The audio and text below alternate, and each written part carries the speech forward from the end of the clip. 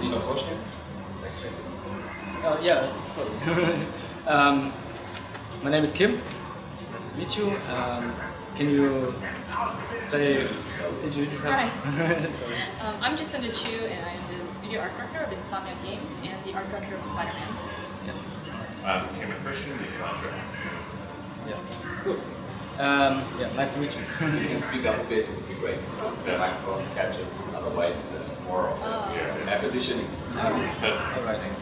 So my first question would be, as an open world game, Spider-Man is challenging in comparison to other open world games, considering the movements of the player. Swinging through the air means high speed, which may result in losing your orientation quickly.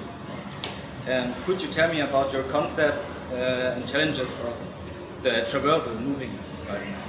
Yeah, I mean, like you said, we want Spider-Man to be able to move really quickly, but we have pretty tight controls. So between like swinging, right, we also have the ability to just turn quickly on the dime, and we really have a lot of interaction with all the surfaces, wall running, point watching, so you can bounce off stuff. So you can really turn and change directions, and so that helps kind of move around the space. As far as speed, I think another challenge is like we have so much open world we need to load, right? We have to be able to move through it effectively and keep it working great. So those are the big challenges. Right. Yeah. The trailers and gameplay we've seen so far shows that the game is focused around a cinematic presentation, which would typically indicate quick time events. How do you handle this risk of creating an interactive movie rather giving the most freedom for the player possible? I think with that, it's like if you play it, I mean, it's mostly completely player controlled. There's a few moments where we really want to push that cinematic presentation, that blockbuster feel, right? And that's where we choose to do some of those interactive moments. But because so much of the game is player controlled, we're not really worried about them feeling like they're coming on too much. Right. My next question would be, could you describe the relation between main quests and side quests?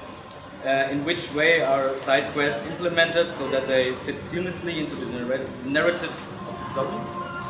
Yeah, with the main quest versus side quests, they all tie back to Spider-Man, right? And his relationship with the world, with New York City, and also with the economy. As you do side quests, right, you can get economy, get the ability to upgrade Spider-Man to build his character. So you also have like a skill tree? Yeah, we have a skill tree, and you have the ability to craft gadgets, and the ability to craft suits, suit parts, and a bunch of that kind of economy is unlocked by playing the side quests.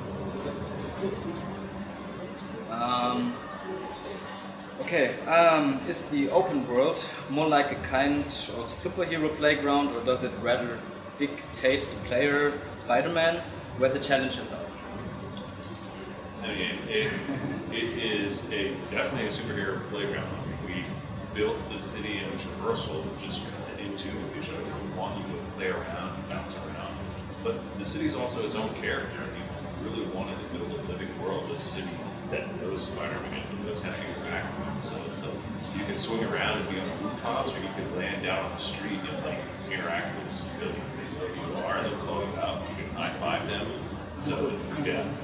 So they also have side quests maybe, or like random... Yeah, so we have like a random crime system. So that's another part of the city that you can experience. So as you're going around, crimes can pop up, and you as Spider-Man can choose to intervene and help people out. So my last question would be, how did you feel the big open city, New York, with content so that it keeps being alive and interactive? With a lot of hard work, that's how we build it. Okay.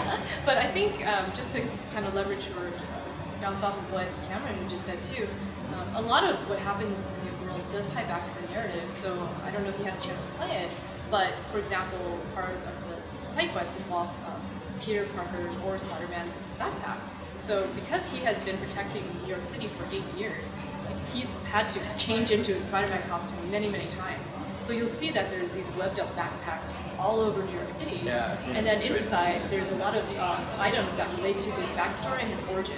So something like that, I think, is super cool and also ties the story. Yeah. And then there's the research stations, which are put up by his friend Harry Osborn. So that's another really cool thing that ties back to the story. So that's what's cool about all those. Okay, cool, nice. Yeah, that would be it so far. Well, thanks. Thank you really much. It was a pleasure to meet you. Thank you. Wir sind hier fertig und ja, alles andere sehen wir später.